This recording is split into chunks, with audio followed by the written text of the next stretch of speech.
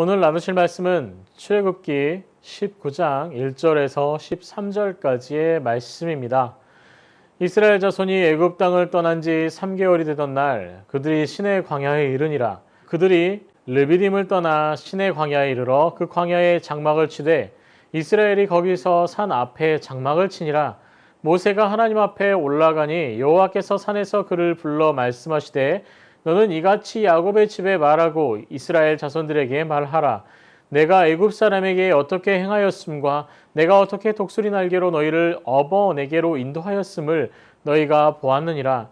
세계가 다 내게 속하였나니 너희가 내 말을 잘 듣고 내 언약을 지키면 너희는 모든 민족 중에서 내 소유가 되겠고 너희가 내게 대하여 제사장 나라가 되며 거룩한 백성이 되리라. 너는 이 말을 이스라엘 자손에게 전할지니라. 모세가 내려와서 백성의 장로들을 불러 여호와께서 자기에게 명령하신 그 모든 말씀을 그들 앞에서 진술하니라.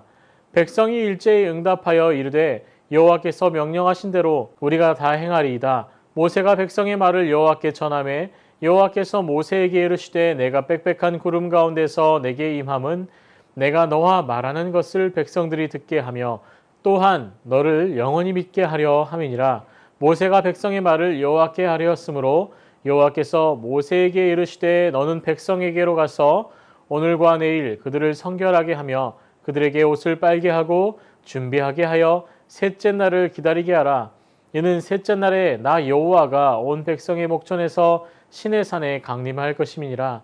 너는 백성을 위하여 주위의 경계를 정하고 이르기를 너희는 삼가 산에 오르거나 그 경계를 범하지 말지니 산을 침범하는 자는 반드시 죽임을 당할 것이라.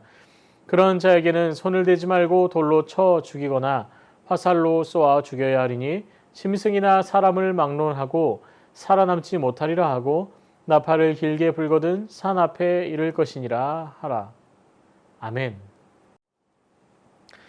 3개월 만에 애굽 땅을 떠나 드디어 시내 광야에 이르고 호렙산에 장막을 치고 그곳에 잠깐 머무르는 시간을 가집니다. 이제 하나님의 큰 여정을 시작하기에 앞서 중요한 의식을 치르도록 하십니다. 200만 명의 사람들, 그들은 한 번도 광야라는 공간을 경험해 보지 못한 사람들이었습니다. 3개월간 얼마나 많은 고생을 경험하였을까요?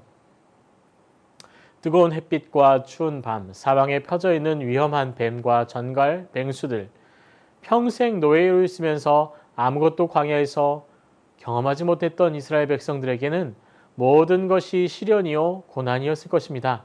먹을 것, 마실 것, 잠자는 것, 깨어있는 것, 모든 것이 고난이었음에도 3개월이 되어 드디어 하나님이 머무르시는 호렙산에 도착하고 그들이 그 산에 머무르면서 어떠한 기대를 가지고 있었을까요? 기대보다는 3개월 동안 고생을 곱씹고 있었을 것이고 이곳에서 무엇을 해야 하나 고민하고 있었을 것입니다.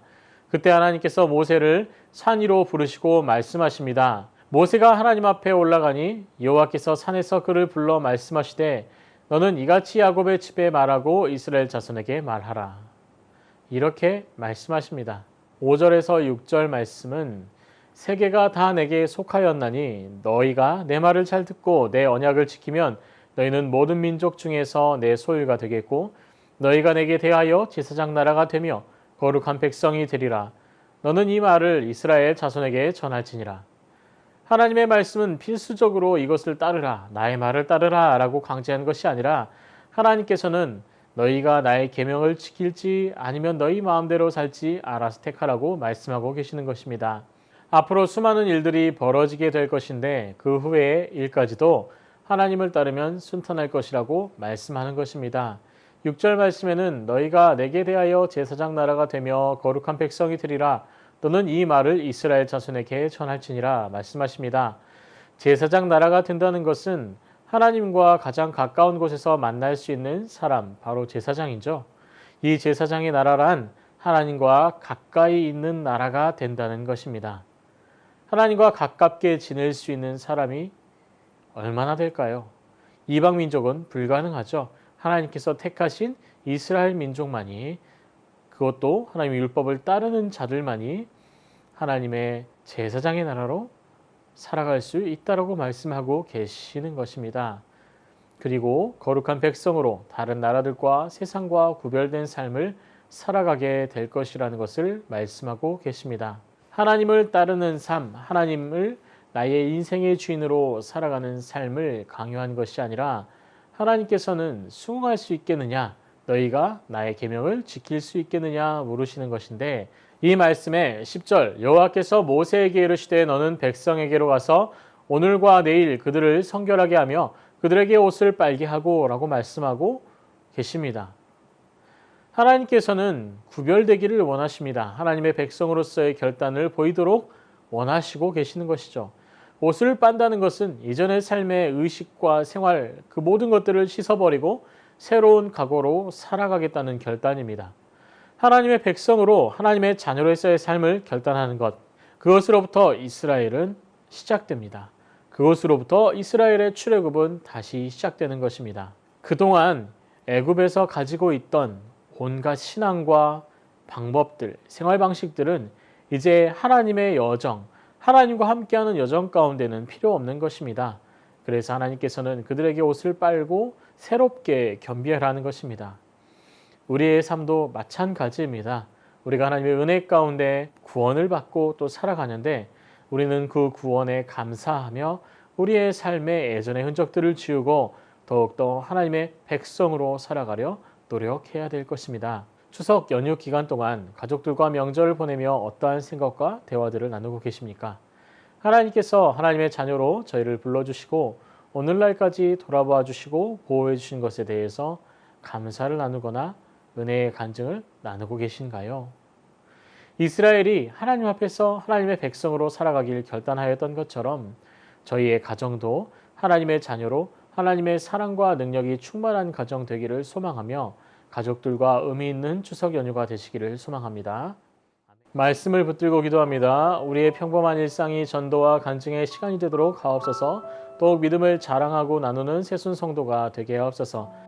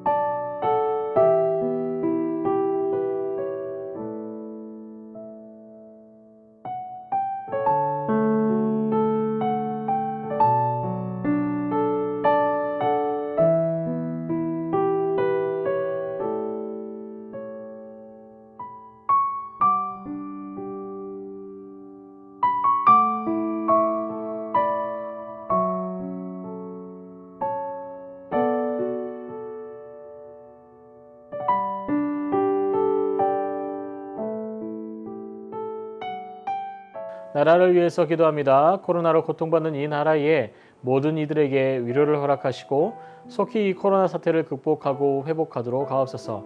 추석 기간 국민의 대이동을 통해 코로나가 확산되지 않도록 보호하시고 돌보아 주시옵소서.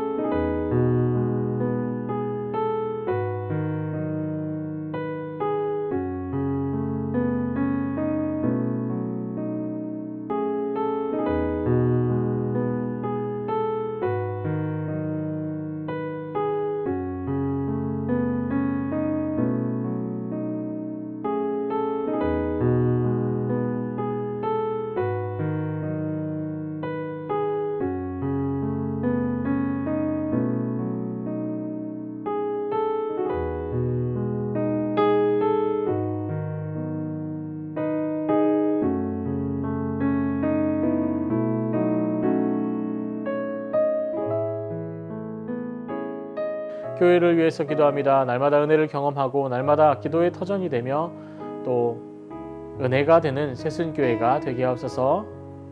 2021년 임직자 선출을 통해 교회를 사랑하고 교회를 더욱 섬기는 일꾼을 허락하옵소서.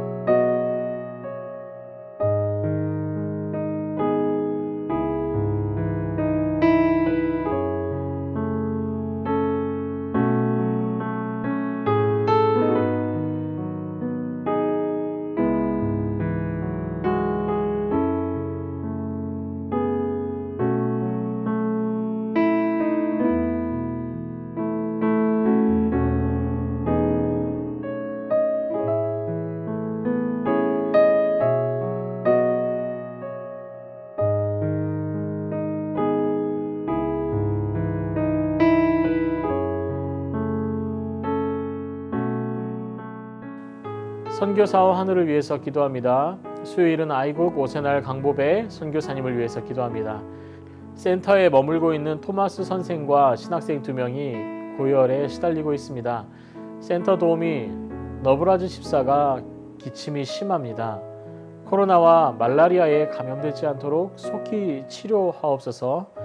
코로나 후유증으로 회복 중에 있는 큰딸 부부의 몸과 마음에 회복이 일어나고 가족 모두가 아버지의 지혜와 힘을 공급받아 아버지의 뜻을 이루어드리고 승리하는 삶을 살도록 하옵소서. 임종채 집사님, 김민혁 형제님, 김평수 집사님, 김인혜 집사님, 김영자 권사님, 김찬준 집사님, 김봉남 권사님, 조금열 집사님, 최혁희 성도님, 정성혜 집사님 어머니와 김광순 집사님, 이길태 집사님을 위해서 함께 기도하시겠습니다.